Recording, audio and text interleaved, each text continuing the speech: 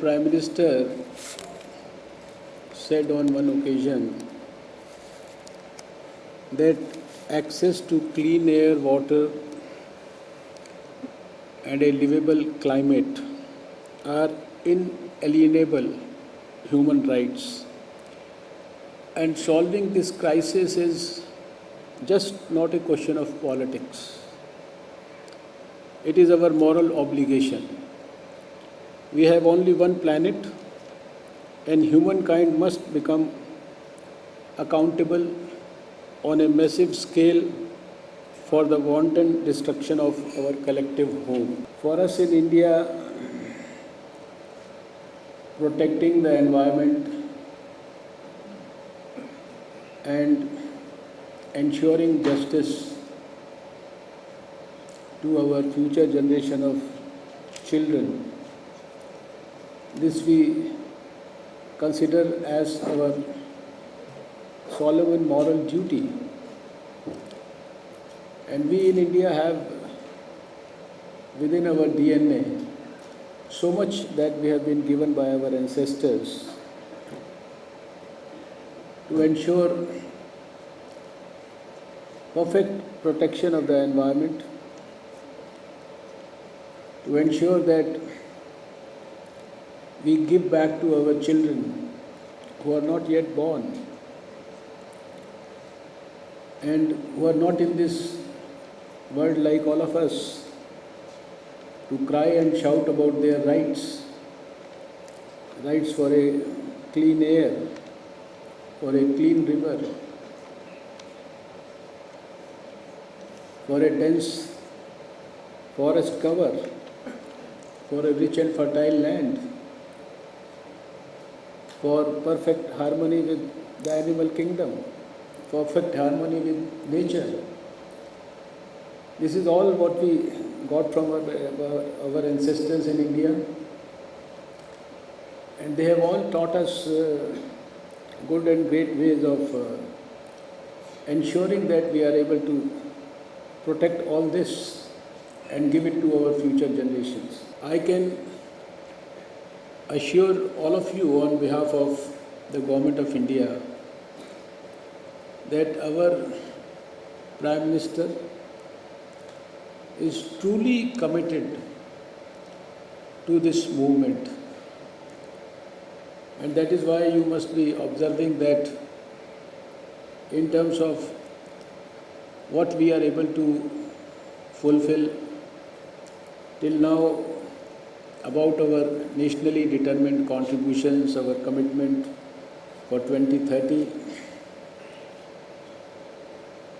of ensuring that we reduce our carbon emissions by 35% by 2030. We have all electric vehicles in the country by 2030. We have a 175 gigawatts of clean renewable energy target by 2022. We have a dream of the Prime Minister for which he is asking every countryman to be contributing for delivering a new green India to Indians by 2022. That's a dream on which we have started working. And all this is being worked out very, very sincerely. I am so happy that at the Bonn Summit also, there was a lot of discussion and a lot of, you can say, apprehension amongst the developing countries about what's going to happen about the pre-2020 scenario.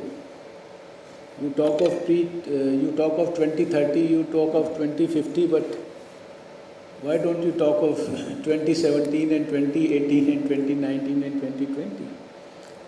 But the whole world could at least be convinced that it's not only post 2020 when you start looking at what's happening to what we signed and discussed in Paris, but we also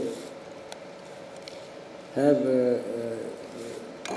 evaluation of everything, all the stocks and everything pre-2020 also. And those important things that our Prime Minister mentioned at the Paris summit, he spoke of climate justice, he spoke of sustainable lifestyles.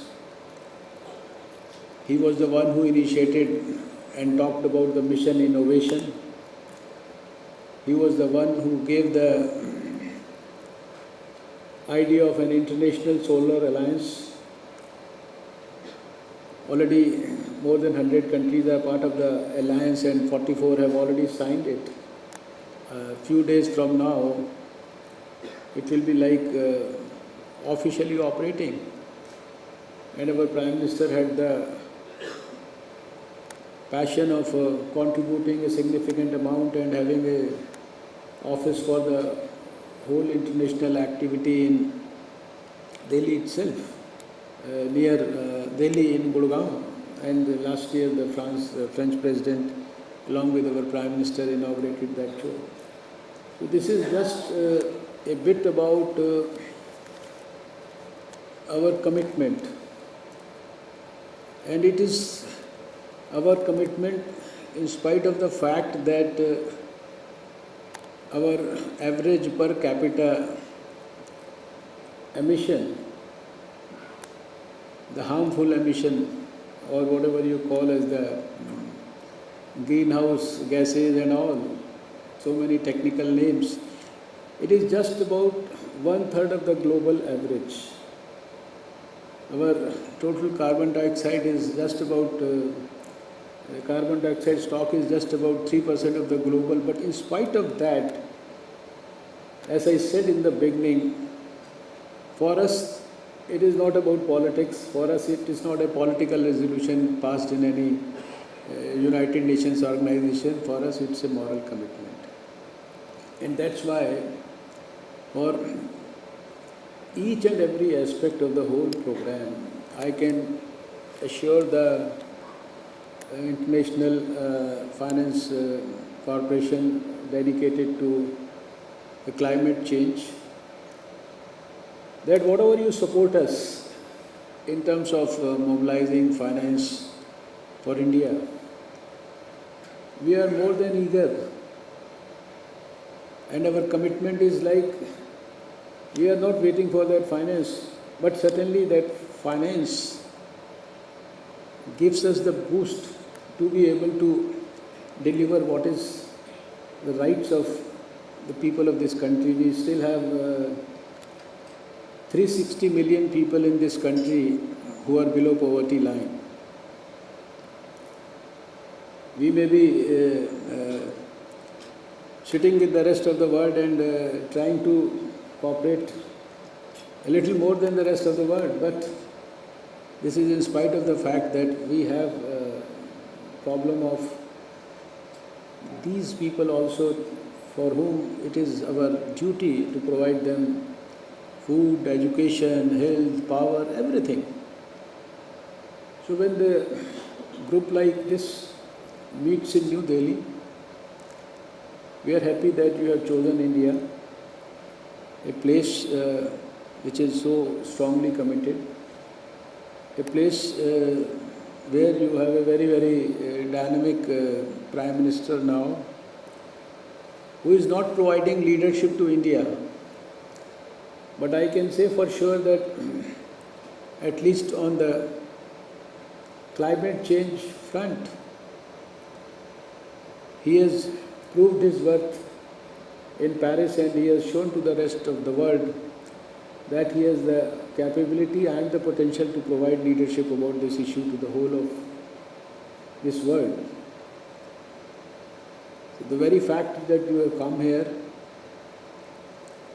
it itself speaks volumes about your commitment to India and your faith in the ability of India to be able to fulfill our obligations. They are all involved into developing new programs and new activities to ensure that we deal with this issue in the best possible scientific manner.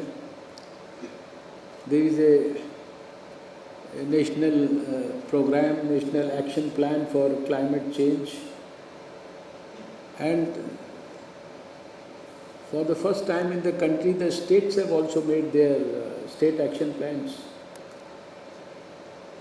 But for the plans to be successfully implemented, I think issues related to finance, equity, technology transfer from the developed world to the developing world, they all have to be looked at very passionately and very impartially.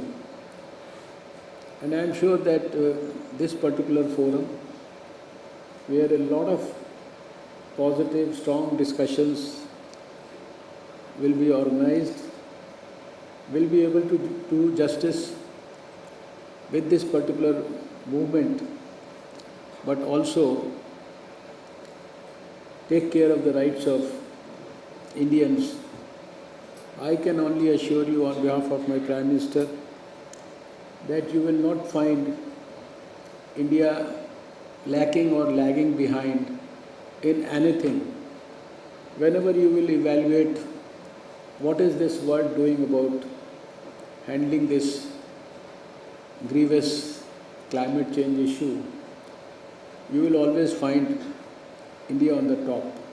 There is a huge movement not only for good green deeds or good green cities or good green buildings, but everything towards green, and missions like Swachh Bharat, Digital India, Skill India, Smart Cities,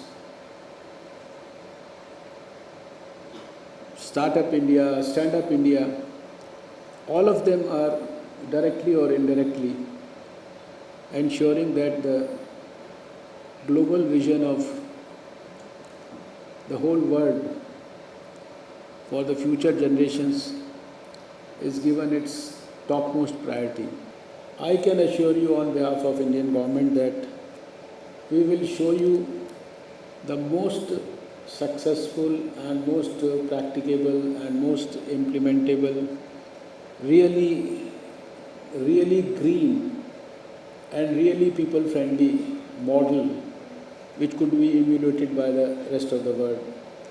That I think should clearly underline and underscore our commitment towards this issue.